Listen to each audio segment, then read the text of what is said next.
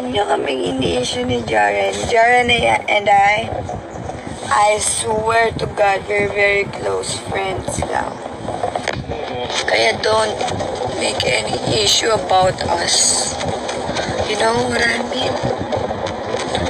Kasi kayo lang yung gumagawa ng kadiluluhan.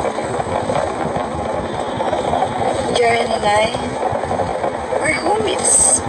For real. And also me. Ano naman galing? Yan nyo lang siya, guys. Baliw lang siya. Yan nyo lang yun. Huwag nyo na pinapansin yung mga ganun. Aga mo, girl. Siyempre, maaga ang... Nag-ulang ba siya mag-jowa daw kami ni Jaren? Wow! Ang sweet niya. How But how na Jaren is my little... Tumbler. I need tumbler. Yung nagbigay ng Aqua Plus yesterday, thank you. It's Go color for violet. Yani and Jayna. So guys, narinig niyo na ang kayong pagsasalita ni Fiang tungkol sa issue nilang dalawa ni Jaren.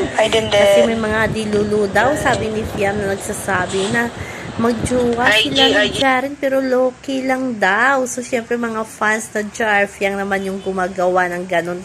Kasi gustong-gusto daw nilang ilayag itong Jar, Fiang. Kaso, hindi nga nilayag. Si Jaren nga hindi nagsasalita tungkol dyan eh. Kasi ang management ay may plano na din kay Jaren. Ewan ko kung nila-love team si Jaren kay Kai.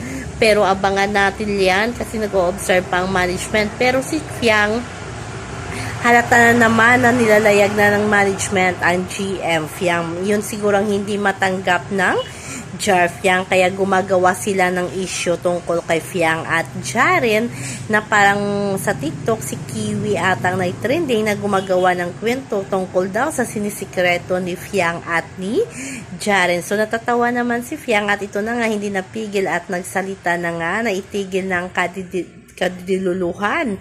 Kasi nga, silang dalawa daw ni Jaren ay friends, very close friends now silang dalawa ni Jaren at walang mali siya. So, sa mga Jar Fiang dyan, ayan, lubog na tayo, kaya bumaba na kayo. So, yun na lang, intindihin na lang natin para yan sa mga career nila. Kung sino man ang i-pair up kay Jaren, ay suportahan natin. At kay Fiang naman, wag nyo naman sanang i-bash itong si GM.